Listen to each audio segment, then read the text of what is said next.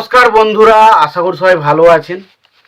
তো বন্ধুরা, এখন যে বিষয়টা নিয়ে কথা বলবো, তো সেই ছবিটার নাম হলো সাথী, যেটা 1991 সালে রিলিজ হয়েছিল। ছবিতে লিড চরিত্রে ছিল আদিত্য পাঞ্চোলি, মহসিন খান, তারপর ধরুন অনুপম খের, পরেশ রাওয়াল সহ আরও অনেকে ছিল ছবির মধ্যে।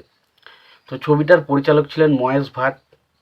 তো ছবিটা আমার কেমন লাগলো সেই বিষয় নিয়ে আজকে আলোচনা করব। তো তার আগে প্রত্যেকটা বন্ধুকে অনুরোধ করে রাখবো, চ্যানেলটায় নতুন হয়ে থাকলে অবশ্যই আপনারা চ্যানেলটা সাবস্ক্রাইব করে নেবেন। আর যদি ভিডিওটি পছন্দ হয় অবশ্যই লাইক কমেন্ট শেয়ার করে দেবেন।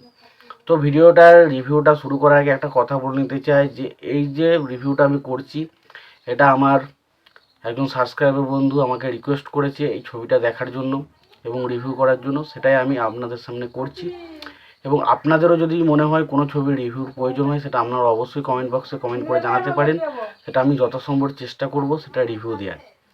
এবার দেখুন, এই ছবির পরিচালকের দায়িত্বে কে ছিল বললাম, মহেশ ভাট। এবং এই ছবির গল্প লিখেছিলেন রবীন ভাট। এবং ছবিটাতে অভিনয় করেছেন আদিত্য পাঞ্চোলি, মহসিন খান, অনুপম খের, পরেশ রাওয়াল সহ আরও অনেকে ছিল। এবং ছবিটার গানের মিউজিক করেছেন হচ্ছে নিদাম শ্রাবণ। নিদাম শ্রাবণকে আমরা সবাই চেনেন, যে বিশাল ভালো একজন, বিরাট বড় একজন মিউজিক ডিরেক্টর নিদাম শ্রাবণ। তারা কিন্তু এই ছবির মিউজিক করেছিলেন। তো প্রথমত যদি ছবির গল্পটা যদি ছোট্ট করে বলি, এখানে আমরা দেখতে পাই যে সুরজ এবং দীপক, তারা দুজন একে অপরের বিশাল বড় বন্ধু। তবে তাদের প্রথম ছোটোবেলা থেকেই তাদের মধ্যে একটা গরিবী ভাব দেখতে পাওয়া যায়। তারা প্রচণ্ড অনাহারে জীবনযাপন করে এবং সেই সময় তারা তাদের ঠিকমতো খাওয়ার একটা বিলাসিতা করার জন্য তারা যে কোনো কিছু করতে পারে। এবং সেই সময় তারা চোখের সামনে সুরজ তার বাবাকে মরতে দেখে। তো তারপর সে প্রতিজ্ঞা করে তারা আর যাই করুক, তারা আর কোনোদিন খাওয়ার অভাবে যেন কষ্ট পাবে না। তারপর তারা বিভিন্ন রকম কাজকর্ম করতে থাকে এবং সেই সময় তাদের একটা আন্ডারওয়ার্ল্ড কিছু মানুষের সাথে দেখা হয় এবং তারা সেইখানে গিয়ে যুক্ত হয়ে যায়। এবং পরবর্তী সময় অমরের যে ক্যারেক্টারটা, সে অমরের যে ক্যারেক্টারটা, সে বুঝতে পারে যে সে যে কাজগুলো করছে সেগুলো খুব একটা সঠিক নয়। ফলে সে সেখান থেকে বেরিয়ে আসার চেষ্টা করে, কিন্তু সুরজের সেই নেশাটা থেকেই যায়।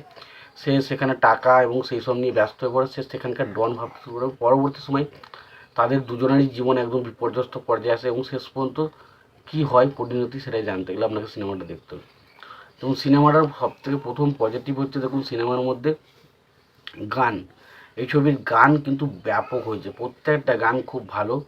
বিশেষ করে দুটো গান আমার খুবই ভালো লাগে। জিন্দেগি কি তারা লাস্ট মুহূর্তে যে গানটা রয়েছে, মত কে কিতনে পাস আ গায়ে, ওই গানটা ধরুন।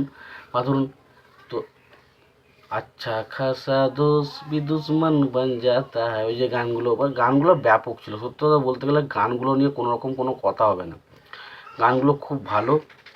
এবং দ্বিতীয়ত হচ্ছে, এখানে আদিত্য পাঞ্চোলি এবং মহসিন খান, অর্থাৎ সুরজ এবং অমরের মধ্যে যে বন্ধুত্বটা দেখানো হয়েছে সেটা খুব ভালো। সেটা খুব রিয়েলি খুব দারুণভাবে ফিল করা যায়, সেটা খুব ভালো লাগে। এবং পাশাপাশি তাদের মধ্যে বন্ধুত্বের মধ্যে যে এমন একটা ভালোবাসার সম্পর্ক রয়েছে, তাদের মধ্যে বিভিন্ন বিষয়ে মতপার্থক্য দেখা যায়, তাদের মধ্যে কথা কাটাকাটি হয়, তাদের মধ্যে ঝগড়া হয়, সেই জিনিসগুলো কিন্তু দারুণভাবে ছবির মধ্যে পুল আপ করানো হয়েছে। এবং পাশাপাশি আদিত্য পাঞ্চোলির পারফরমেন্স, পায় লাস্ট মুহূর্তে কয়েকটা সিন দেখবেন, তার হাসিটা দেখবেন ব্যাপক ছিল, ওই জায়গাগুলো ব্যাপক ছিল। এবং পরেশ রাওয়াল, দেখুন ছবিতে তার কাজ বিশাল কিছু ছিল না, তবে যেটুকু কাজ করেছে বেশ ভালো। বাকি সাপোর্টিং কাস্টিংয়ের কাজ মোটামুটি। এবং লাস্ট মুহূর্তে একটা ক্লাইম্যাক্সের একটা সিন রয়েছে, যে জায়গাটা আমরা হয়তো যেহেতু অনেক ছবি দেখি, আমাদের কাছে ক্লাইম্যাক্সটা খুব একটা শক আমাকে দিতে পারেনি। আমি প্রেডিক্ট করেইছিলাম হয়তো এই ক্যারেক্টারটা এরকম কিছু একটা হতে পারে। তো লাস্ট মুহূর্তে একটা শক খাওয়ার মতো কিন্তু একটা ক্লাইম্যাক্সের একটা সিন রয়েছে, যেটা হয়তো আপনারা যদি না ছবিটা দেখে থাকেন তাহলে কি বলতে চাই যে বুঝতে পারছেন না। যদি না দেখে থাকেন তাহলে তাহলে একবার দেখুন, তাহলে একটু শক খাওয়ার মতো একটা জায়গা কিন্তু রয়েছে, যেখানে আপনি বুঝতে পারবেন না আসল ভিলেনটাকে। তো সেই জায়গাটা একটা বিরাট কিছু শকের ব্যাপার কিন্তু ছিল। আর ওভারঅল যদি ছবিটার কথা আমি বলি, তো ছবিটা বেশ এন্টারটেইনার একটা ছবি। দেখুন এবার এই ছবিটার ক্ষেত্রে কি, পুরোপুরি একটা সম্পর্ক ভিত্তিক ছবি, অ্যাকশন সব কিছু রয়েছে।